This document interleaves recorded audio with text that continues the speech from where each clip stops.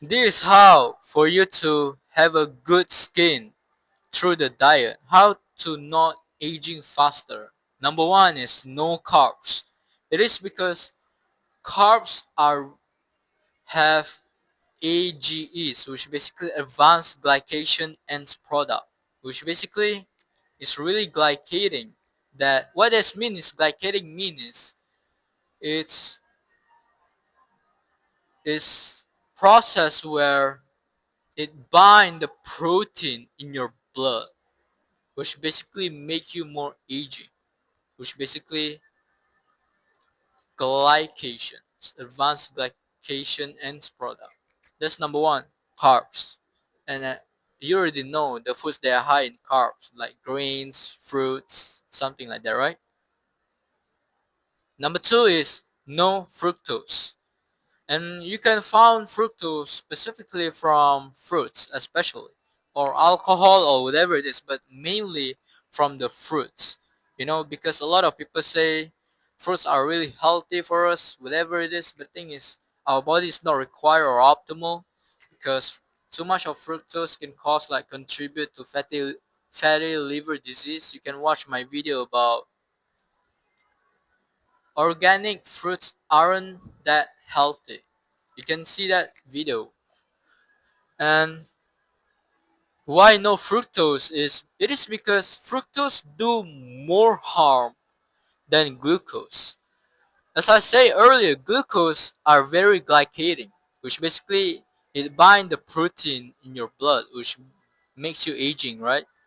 The fructose can be like 7 to 11 times more glycating than glucose. So basically fructose are more glycating than glucose. It can be like 11 times depending your Randall cycle. And what the Randall cycle means is whenever you're eating fats and carbohydrates at the same time in high amounts, it can activating or upregulates the Randall cycle. It is because our body are only prefer one fuel of energy, which either glucose or fats, and your body has prefer fats for energy, prefer ketones. It is because it suppresses inflammation, and also most of the high fats foods are have the essential nutrients you need and basically doesn't have any toxin or any anti-nutrients compared to the carbs. For example, rice are rich in carbs, but they have arsenic, heavy metals, because the root of the rice is so deep and widespread that they soak everything. They soak like heavy metals, cadmium, lead, especially arsenic. Arsenic is the number one. And also carbohydrates like bread have gluten, glyphosates, and also like have phytic acids, which basically mineral magnet is like anti-nutrients. So why choose carbs rather than fats, which doesn't have any like negative side effect? And in your mind, you're thinking about what do you mean it doesn't have any negative side? There's a lot of studies show that high fat consumption diet can cause like heart attack or building the plaque around your arteries, which can cause like a heart attack and a lot of things, right? A lot of like negative thing like the disease or something like that. The thing is, the study that shows that you saw on the Google or whatever it is, they were association study. They are not cause and effect study. And what I will explain this, which basically the association study is like it's not control everything. We have, and the thing is we don't have any cause and effect study about red meat or vegetable or any diet in humans. We don't have that. Any diet. We don't have like any like cause and effect study, but we have do a lot of like association study. And why association study is not scientific? It is because you imagine like the people who consume a lot of vegetable. I think you can imagine it. It's like some old people who also like get enough of sleep. They are not drinking alcohol. Like you can imagine, like Japan people, like who eating a lot of vegetable, right? They're skinny. They have a healthy weight. They spend outside, get some sun, get enough of sleep. They are not like eating junk food or alcohol, and also they do a lot of like exercise. They living a healthy lifestyle. In fact, just one, which basically they consuming vegetable, right? Which basically has plant toxins, anti-nutrients. That's number one. But the people who are like consuming a lot of red meat, like beef, something like that, right? The steak, a lot of meat, so which basically a lot of people say is really bad for you, can cause like plaque progression, can building the plaque in your arteries, can cause like heart attack, whatever it is. Most people are like eating red meats. At the same time, they are smoking. You imagine like the contractor people, right? The people they are like doing the job to build the buildings. You know what I mean, right? The contractor people. They're like sleep deprived, drinking alcohol, smoking. They are not exercise. They are like fat, and also they are like fat obese, and they also like what do you call that? Eating junk food. They're eating McDonald's, which basically there's a seed oil. So it's just association. It's not like red meat causing the heart attack. What? Why I claim this? It is because our biologically genetic adaptation, and according to the Darwinian principle in evolution, that shows that if you eating or exposed to the food in a long, very long time, literally our body to design to eating that. And how long have we like our in humans exposed to the beef, which roughly around like 4.5 million years ago? How long humans are exposed to the grains, vegetable, like 13 years, and not 13,000 years ago, where the humans started agriculture. The thing is, if you want to if you want to make the foods to make us adapted to eating that foods, we have to wait like a very, very long time, like beef, like 4.5 million years ago. And also isotope and stabilized isotope analysis already proved this, that we are like red meat eater, even though we don't have cause and effect study. But the thing is, we can look. Sorry guys. But the thing is, you can look at the overall what they are. For example, vegetable. Okay, they have like minerals, they have like nutrients, like doctors say. But at the same time, they have oxalates, which basically can cause kidney stones. 80% of kidney stone comes from oxalates. It can weigh on your thyroid, which can cause autoimmune disease. The oxalate crystal build up in your thyroid. And also, there's a phytic acid, which is basically an anti-nutrient. Is it necessary for our body? Need that? No. But what about meats? That is for the example of vegetable, for the spinach and also other vegetable, like bok choy, pumpkin seed, whatever it is, right? Beef, alright? They have like, and also vegetable are missing 26 compounds. They are essential or beneficial to us, which essential nutrients are beneficial. And the beef has all the nutrients in it, especially like fatty liver, not fatty liver, but fatty beef, which are ruminant animals, flesh and fat. They have all the nutrients you need, all of them, and they doesn't have any toxin. They doesn't have any anti-nutrients. They doesn't have that unless if you are like overcooking the beef, which basically there's a can cause like can can form a carcinogen, which basically a cancer, which is really conducive to having a cancer.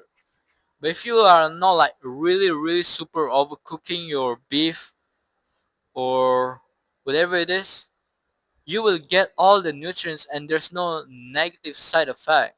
The all the negative side effect of about red meats specifically, it is because it's just association study. And I want to explain this, the difference of cause and effect study, which basically we don't have that kind of study in the about any diet in humans, and the difference of association study. Association studies that I'm taught earlier, which basically they are not control all the variables. They're just like random. So basically, you have this group that eating vegetable but living a healthy lifestyle, get enough of sleep, and also this group which basically most of the people who consume high amount of red meat living a unhealthy lifestyle, drinking alcohol, sleep deprived, so it's not control. What we have to know the specific to know what if the red meat or vegetable can cause harm or good is specifically you have to control everything. We have to like control people, lock them in the lab for decades. Why decades? It is because plaque progression or like heart attack disease takes time. It's not overnight. It takes like decades to form. The obesity is not like you consume exogenous of carbs today doesn't mean you tomorrow you get obesity. But it takes a long time. So basically we have to lock people in the labs for decades and make sure the participant, that we are locking them doing the same thing for decades. For example, this group, okay, we imagine we have two groups, right? Because we want to have a cause and effect study. This group consuming high amount of vegetable, this group consuming high amount of red meats, which basically cause and effect study specifically control everything. This group spend 1 hour of sun exposure. This group also spend 1 hour of sun exposure. This group is not consuming any alcohol. This group also not consuming any alcohol. This group is not smoking. This group also not smoking. Everything is same. But the thing is we don't have that kind of studies. And the only difference is this group only consume red meats, high amount of red meats, and this group only consume high amount of vegetable. Therefore, we can claim what the side effect of these groups, which basically they control everything despite of their diet. By doing so, we can now know what the negative side of vegetable or positive side of the vegetable or and also vice versa of the beef. So I mean that's it. So I mean I already explained along with it because I want to destroy your limiting belief that like red meat is unhealthy, it's not good for you. But the thing is just association studies, not scientific. And also if you want a really good clear skin, another tips is this really long explanation, right? If you don't understand, you can rewatch them. Just repeat and repeat. This how you learning. You are not just trying watch one time, you watch like many times. So basically ingrained in your brain. Another tip is you get sun exposure. A lot of people say again association study with that shows that high amount of sun exposure can cause like skin cancer or whatever it is. No, it's not true. It's quite true. But if you have high amount of linoleic acid in your skin, which basically linoleic acid is omega-6 fatty acids, which are rich, which you can be found in seed oil. Seed oil has like 70% of linoleic acids, and our body, humans, are only adapted. The linoleic acid maximum is 4%. Grass-fed beef have like 2% of linoleic acids, while grain-fed beef, the has like 4% of linoleic acids.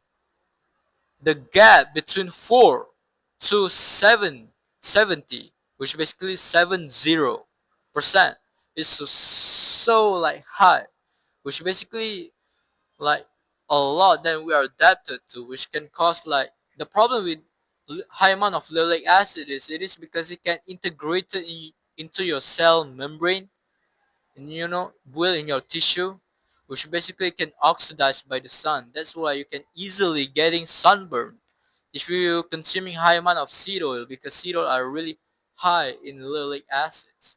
Olive oil, a lot of people say olive oil is really healthy, but the thing is olive oil have 15% of linoleic acid, which is still high. The optimal is only 4%. That is the maximum for our body. So you can do the calculation, right?